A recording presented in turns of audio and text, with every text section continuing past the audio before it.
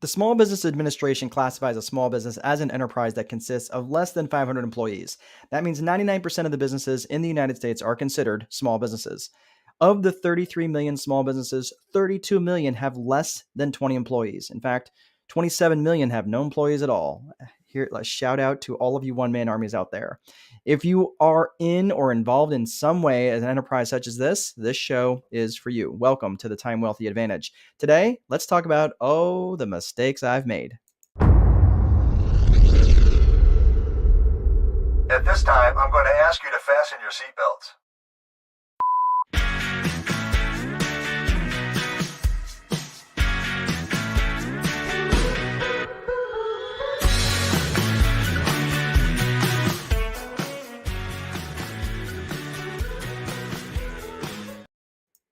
Hey everyone, welcome to the Time Wealthy Advantage. It is good to see you. Thank you for joining me today. Yeah, let's talk about it. Let's talk about, it's so uncomfortable to talk about all the mistakes I've made because, man, there's been a ton. But I'll tell you what, my journey it's been so purposeful. When I look back, and it's just interesting to see the logical connection to where I am today now as a business strategist and how all of those things really not were done to me, right? Or happened to me, but happened for me. And man, that is really, really hard to admit sometimes when you're like, man, did I just completely screw up? What happened? So let's talk about that journey just a little bit. I don't want to spend a whole lot of time talking about myself, but I do think it's important for some of you out there who might be struggling in business a little bit and think, man, why does everything I touch turn to crap? Okay. Anybody out there relate to that? That was my life. It seemed like for 15 years, it seemed when I got out of the Marine Corps that everything I touched just turned to crap. So let me start back in high school. I finished at the top 98% of my class. Now, somebody might want to actually, maybe do the reverse math on that. Yeah, I was pretty much at the bottom 2% of my class. So it did not leave me a lot of academic options. I was smart enough to figure out which classes I actually had to pass in order to graduate. And I actually had a cumulative failing average, but because of the way that it worked, I was able to graduate. I didn't make the rules. So I just made that work. But that didn't leave me a whole lot of options afterwards, except good old Uncle Sam. The United States Marine Corps took me in.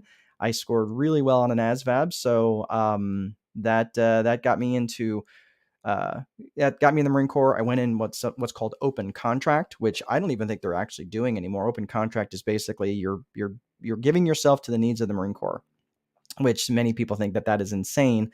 But I was kind of gambling on the fact that I had a pretty good score. I was actually in the 93rd percentile. So, and a really high GT score. So the GT score, the general technical score, is generally where they put, whiz kids in. And I actually was able to somehow get into the navigation program, and I was a navigator on C-130s on airplanes.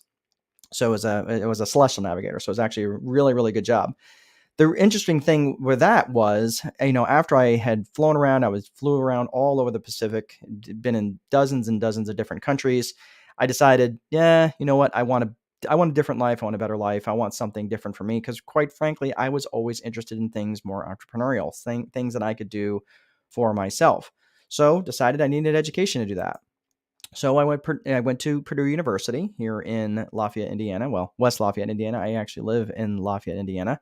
I left New York and never went back, and got a degree in accounting. And I decided that was a good field for me. Now, you might be thinking, if you really know me, the people who really know me go, how in the world did you actually get a degree in accounting? Well, actually, it was my interest. I was really interested in accounting at the time, accounting with a minor in finance, and just learning all about money and how money works. And interestingly enough, I really didn't find out how money worked at all until I was out and working for myself, and was like, wow, this is terrible. Why didn't they teach me any of this in college? Not suggesting that the program wasn't good. It's just that there's just certain things they don't teach you in academics, right? So worked in the field of accounting for a while. I worked actually for the Marriott, and had a wonderful experience working for the Marriott, wonderful company.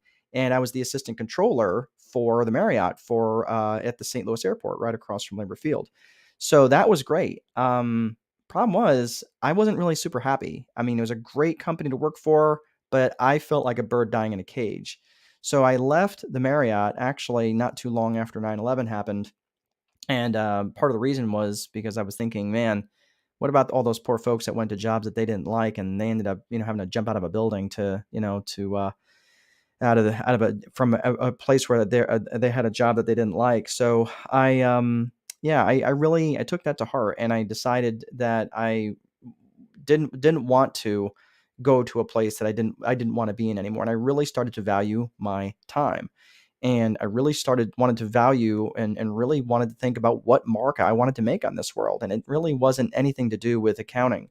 Again, wonderful company, but it was time for me to move on. And 9/11 was a big impetus for that for me. So I went, I worked in the field of banking on and off. I was a commercial underwriter for a while for underwriting commercial loans, really getting to learn the real estate industry.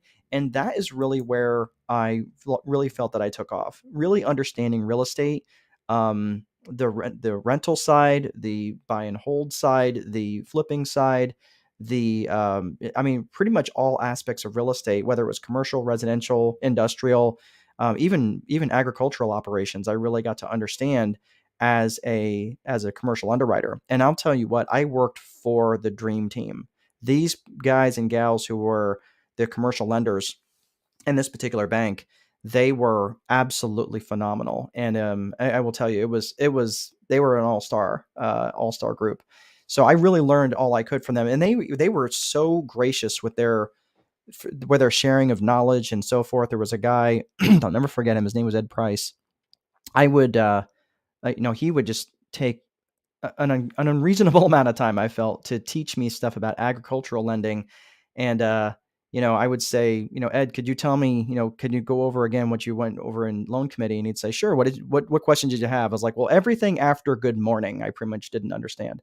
But he would, he started talking about all these different things, in terms of, I mean, I don't even know, like parvo and all these different yields and all this different stuff that I learned about, just various stuff that, from an agricultural perspective, I didn't even know. As a kid who grew up in upstate New York, I didn't even know to ask the questions, right?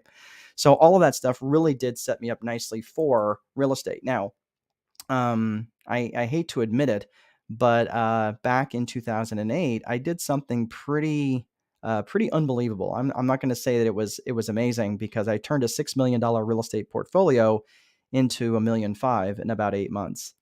Ouch. So everything fell apart. Everything fell apart, and part of that was because of my approach to lending and finance, and I was over leveraged and just did everything wrong. That's when and climbing out of that hole made me realize really what my true gift is, and that is as a business strategist, because I did climb out of that. I did not declare bankruptcy, although many argued that I probably should have. At the end of the day, I had to realize that I just never stopped trying and learning how to move all of the chess pieces that were on my board and play that hand, whatever hand I was dealt, play it to the maximum that I absolutely could. So that's just kind of a bit of a primer on me. I know some people are just they don't really know my background. I'll admit it was a little bit embarrassing to have to admit, of all the things that I struggle with, and, being someone who is almost 30 years old and still barely making it out of college. I mean, these are all the things that I struggle with. And then almost being 40 years old and being almost completely bankrupt. But now here I am at 50 years old, and I am doing exactly what I'm supposed to be doing. I'm making the most money I've ever made, and I've got a pretty damn good life. So I'm just grateful to God for sure for giving me the skills and the skill sets, and all the people that support me along the way. So that's all I have. But I ran into somebody the other day who didn't want to pay their priest for an exorcism. I was like, dude, you got to be careful, because you might get repossessed. That's my favorite. I love these dad jokes. Anyway, thanks for watching, everybody. Remember, we're here to get you a time wealthy advantage, and we will see you next time.